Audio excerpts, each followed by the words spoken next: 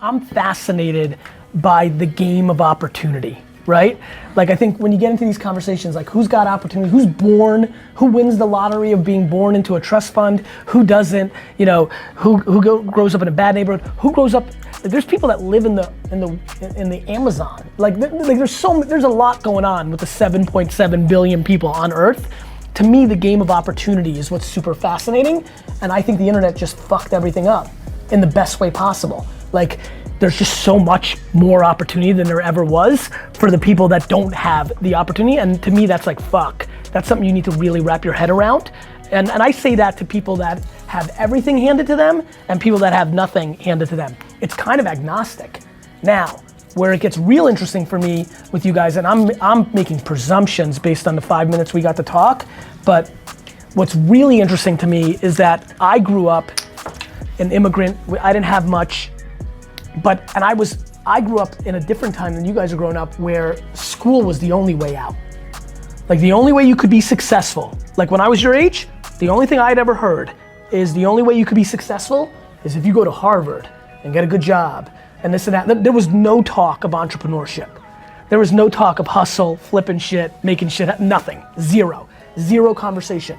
And there was definitely no internet. So for me, what's really, really crazy is I think the people that have the advantage now have the chip on their shoulder, have the flip mentality, have the, you know, quick score, the salesmanship, the stuff that I associate more with not the Upper East Side. And I don't think people understand that. I don't think people really understand that the DNA of the hustle and the grind and the flip is actually about to win way more now than the kids that think they're gonna go buy the books and go through the system. And that should be the greatest fucking thing you've ever heard in your life, if you actually believe me. So that's like my energy. That's why I wanted to have this. Like, if I can get one of you fucking kids to actually believe me, then this is ROI positive for me. Then I'll get some good email from you in like 15 years and be like, yo, that was a good trip. I'm really glad you said that. It changed my mindset. That's really what I'm trying to get out of here. And I think you guys know something about me. You don't know me, I don't know you, right? I wish you knew how much I believe that. How much I could give a fuck to inspire some kids. I'm being really serious with you. I'm not checking a box to feel good about myself or do the right thing. I just believe it. And I think it'll be ROI positive for me, because I actually think one of you is gonna hear me, go do shit, and then wanna do shit with me in 10 years and do business together. So I just really, really wanna make sure I set the stage for this conversation. I'm not checking any boxes here other than being selfish, because I actually believe in what I'm saying, believe you guys actually have the advantage that you don't realize, and just think that's gonna manifest and it's gonna work out for me in 15 or 20 years. That's my truth. So, and I think that's powerful, right? Like, when I think about that, I'm like, that's way cooler than like, I wanna be a nice guy and help some school. Like, nobody wants pandering, right? You don't want pandering. Like, the number one thing in life that I fought my whole life was handouts, or like, I went into my dad's family liquor store business when I knew I could have done bigger things, just to make sure I never had it over my head that he did good by me. I needed to check that box and be even with him.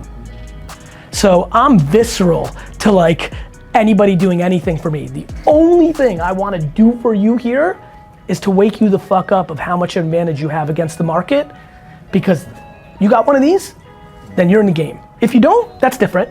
If you don't have a smartphone, then I get quiet.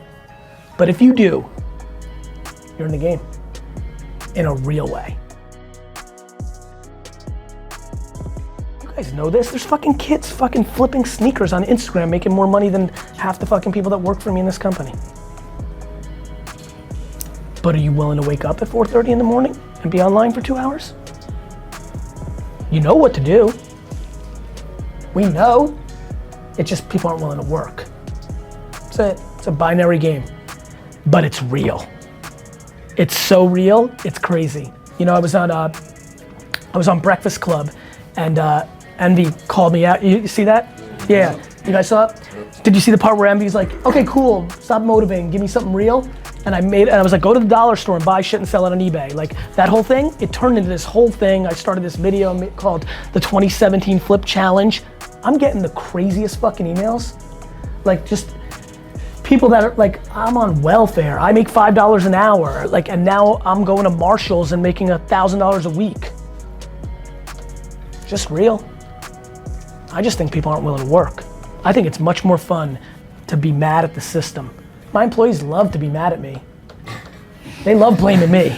They love blaming me. They're like, it's fucked up because I'm like, no, here's what's actually happening. And they're like, you know, we fired 60 people because I felt the company was getting fat and slow. And so I fired 60 people. One guy that night came up to me and he's like, you said we fired people because, you know, we're fat and slow and not working hard enough. Like, fuck you. Like, I have good relationships with you can see my vibe, right? They feel comfortable saying shit like that to me. Literally, he was like, fuck you. Like, me and my team, we're working fucking 13 hours a day. I said, I know. I said, the reason you're working 13 hours a day is because you guys aren't getting rid of the 8 people on your team that suck shit because you're friends with them. So, you know, like, that's just the truth, right? So, like, to me, here's the truth in your situation. You can make a lot of money and live whatever the fucking life you want as long as you got this, because this is so ridiculously powerful and nobody gives a fuck who you are on this. You don't have to impress anyone. You don't have to have the grades. You don't do nothing. I think that's powerful. And like, whether that means you want to storytell, be in fashion, flip stuff, like, there's just no excuse anymore. And I think it's liberating once you actually believe in it. When you realize that nobody gets to decide your shit gets real fun. You know? Because I'm empathetic, man, like, I get it. Like, I don't really get it, because you gotta live it. They really get it, but I'm pretty close for the way I look, and I get it. And it's just real, it's powerful. So I just think there's shit to be done. And what's really interesting is all my friends, you know, I was a real bad student. I went to a college called Mount Ida College, where 94%, 96% of the kids were African American or Latino. That's where I probably got my permission to have a little swag, right? And so that's what I spent my 4 years on, right? And so, like, I met kids, I have friends, my sweet mate is in jail in Newark for the rest of his life for double murder. Like, I slept with my wallet. Like, it was pretty fucked up where I went to college. And when I think about what my friends, the kids that were in my wedding, the opportunities they had because they looked your part compared to what you have, it's fucking crazy. It's crazy. That's it. Some dude emailed me at $11 when he heard the Envy thing. 11. He's making $1,000 a month now. Marshall's and TJ Maxx. He just listened to me, downloaded the Amazon app. Instead of playing Madden for 4 hours a day, he goes to TJ Maxx and Marshall's and he scans every fucking product.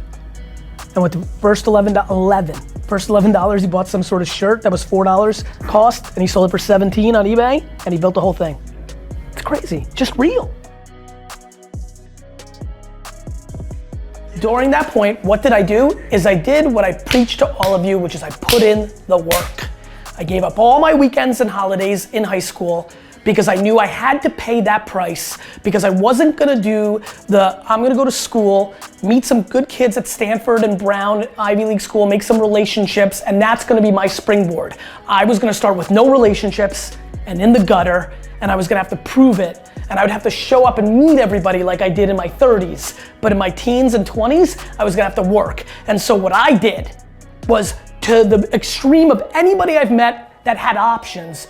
Some people lose their father, mother, welfare, but anybody who had some options, I punted every leisure activity in my life. Nothing, no weekends, no vacations, zero, nothing. Like, we were making jokes about the 7 days. I didn't take a single, and by the way, you know, but it's my truth. I didn't take a single vacation day. Never. And I'm sure you worked on your side hustle. I just love you and I don't want to razz you. Like, none. Zero. All my high school friends, gone, because I wasn't around. All my college friends, post-college, gone. I'd see them a little bit. I love those guys, but gone. Girlfriends, nothing. All in. So what did I do? I worked to such an extreme level that when I push you on work, I don't even ask you to do 50% of what I did, and I guarantee you'll fucking win.